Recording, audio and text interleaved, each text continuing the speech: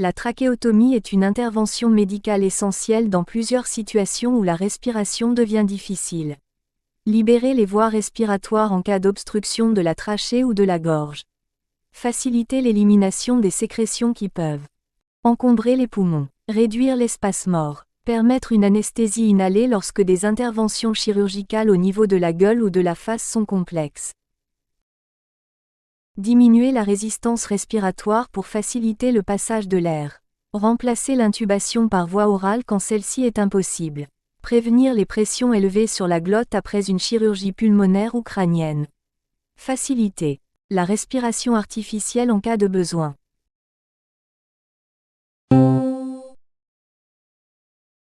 Incision cutanée fait une incision médiane sur la face ventrale du cou à mi-chemin entre le larynx et le manubrium. Séparation des muscles. Séparer les muscles sternoïdiens le long de la ligne médiane puis effectuer une dissection émoussée jusqu'au anneau trachéo. Incision trachéale fait une incision transversale entre les anneaux trachéaux. Gardez la petite, juste assez grande pour insérer le tube de trachéotomie. Alternativement, vous pouvez faire une incision longitudinale englobant 2 ou 3 anneaux trachéaux. Évitez de trop vous approcher du premier anneau pour ne pas endommager le cartilage cricoïde, ce qui pourrait entraîner une sténose sous-glottique. Faites des points de suture autour de l'anneau trachéal adjacent à l'incision, de chaque côté.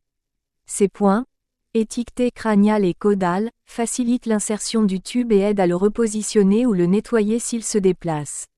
Insertion du tube. Le tube doit mesurer environ 2/3 à 3/4 du diamètre de la trachée. Utilisez un tube avec un ballonnet de grand volume basse pression. Gonflez le ballonnet uniquement pour éviter les fuites d'air sous ventilation à pression positive et pour prévenir les aspirations. Fixation du tube. Fixez le tube autour du cou avec une bande ombilicale ou une gaze approximativement. Refermez les tissus mous avec des sutures résorbables et fermez la peau avec des sutures non résorbables. Veillez à permettre l'évacuation de tout air autour du tube pour éviter qu'il ne s'accumule sous la peau.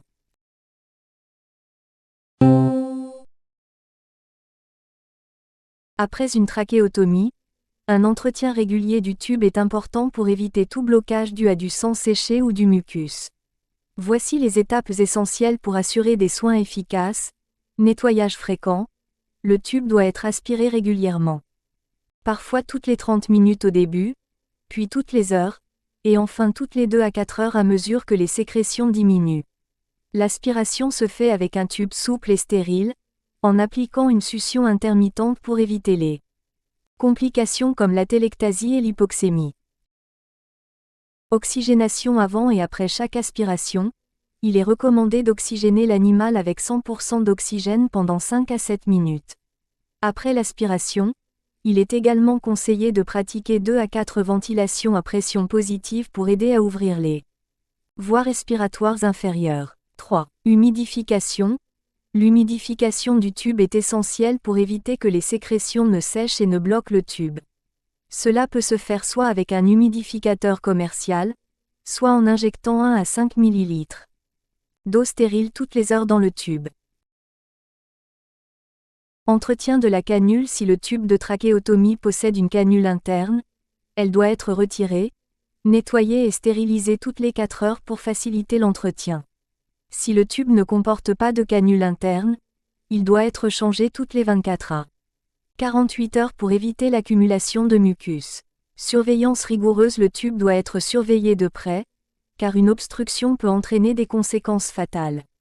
Une infection nosocomiale est également un risque important, d'où la nécessité d'utiliser une technique stérile à chaque aspiration ou changement de tube.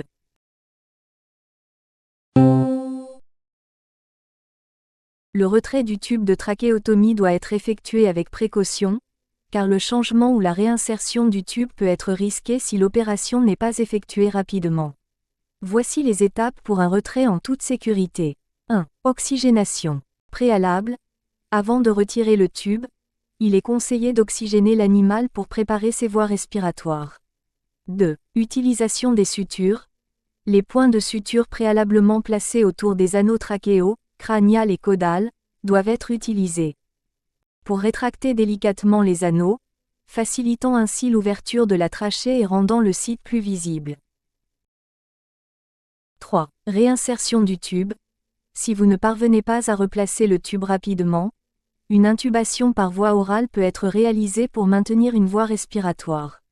4. Évaluation de la capacité respiratoire. Le tube peut être retiré lorsque l'animal est capable de respirer par la truffe ou la gueule. Pour vérifier, dégonflez le ballonnet du tube et bloquez l'ouverture du tube.